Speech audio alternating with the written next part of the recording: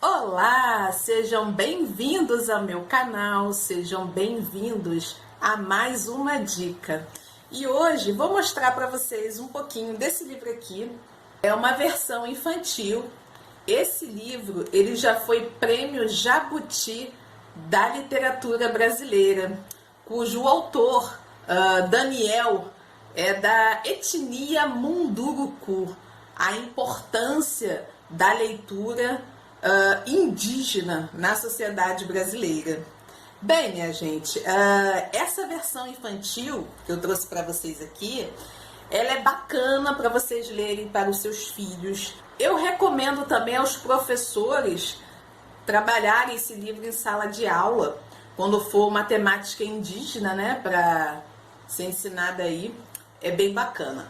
Bem, gente, a importância desse livro para vocês lerem para os seus filhos, né?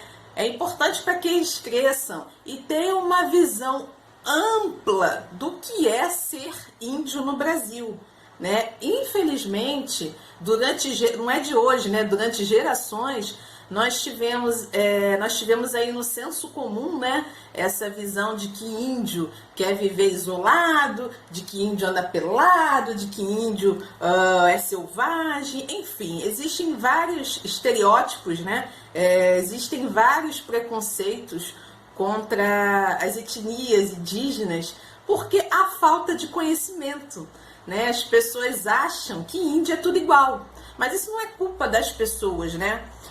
Vou resumir aqui o porquê desse preconceito.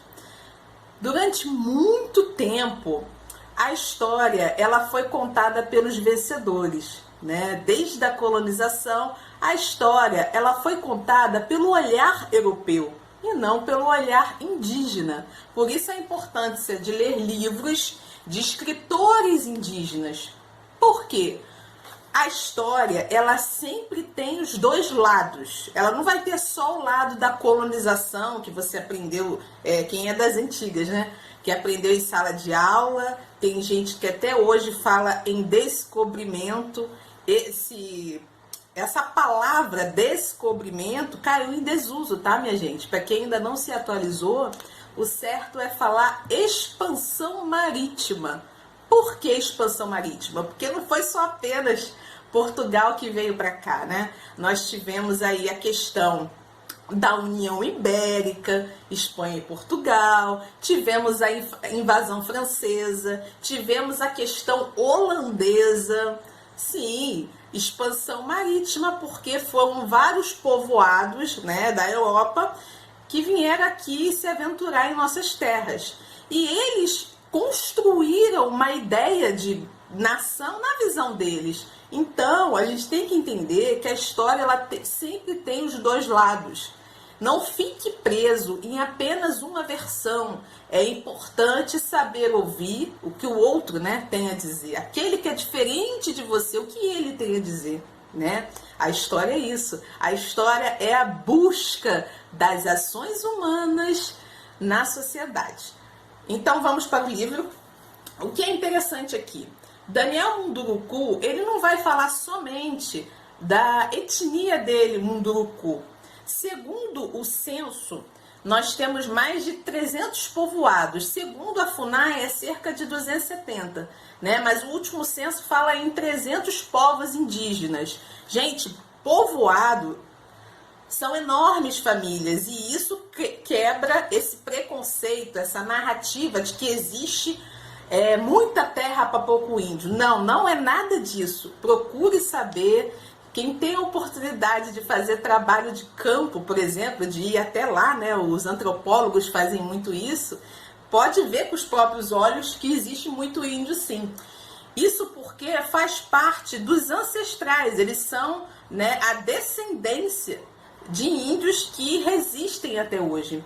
Então esse livro aqui, minha gente, é interessante que ele fala de várias temáticas como é a alimentação indígena, como é, né, a sociedade, casamentos indígenas, relações sociais.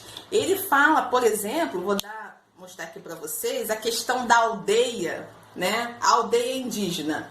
Nós imaginamos a aldeia assim, né, feita com elementos da natureza. Aqui nós temos, por exemplo, que o autor dá, o exemplo de aldeia circular, né? A aldeia circular, ela é muito comum na etnia Bororó, enquanto na etnia Chavante, a aldeia ela tem esse formato iu, né?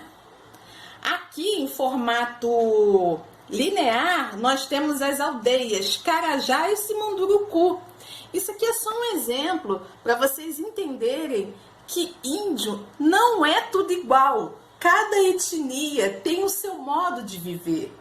O que eu estou querendo explicar? Índio tem a aparência física parecida, os índios são parecidos, mas o seu modo de viver, a sua cultura, ela é diversificada de norte a sul desse país. O autor também vai falar sobre mitos e histórias indígenas, mas o que eu acho interessante também, na página 31, aqui ele fala sobre a economia indígena, né? Direitos indígenas e economia indígena. Essa página aqui é interessante para as pessoas entenderem que a economia indígena não é da visão do homem branco, né? Que o homem branco gosta de acumular riquezas, tal. Na maioria, veja bem, na maioria dos povos, a economia é uma economia de subsistência, ou seja, as famílias vivem com aquilo que tem disponível na natureza, caça, pesca, né? Eles compartilham o alimento. E não pense você que índio é preguiçoso. Se você tiver a oportunidade de visitar, você vai ver índio plantando mandioca, fazendo artesanato. O índio, ele é muito ativo. Só que a dinâmica indígena nada tem a ver com a agitação urbana que a gente vive. É por isso que é difícil algumas pessoas entenderem a diferença dessa dinâmica. Bem, economia de subsistência. Homens e mulheres trabalham. Mas isso significa que não há comércio? Sim. O autor explica, por exemplo, ele dá o exemplo do Xingu. O Xingu atualmente abriga 17 povos indígenas.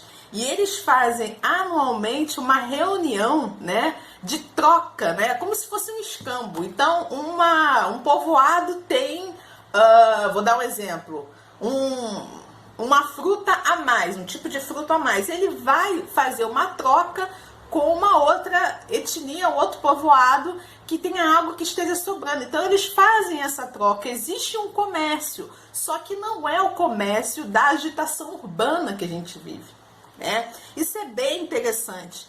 Ele chama a atenção que, lógico, vai depender muito da localização geográfica. Existem alguns povos indígenas que estão sofrendo, né, ataques, e as suas terras estão diminuindo. E isso diminui a oferta de plantar, né, dos frutos, rios estão sendo poluídos. Então a pobreza indígena ela tem aumentado, né? Então, pessoal, eu vou deixar na descrição desse vídeo uma entrevista, um link da entrevista do autor, Daniel Munduruku. Eu vou deixar também uma dica de filme.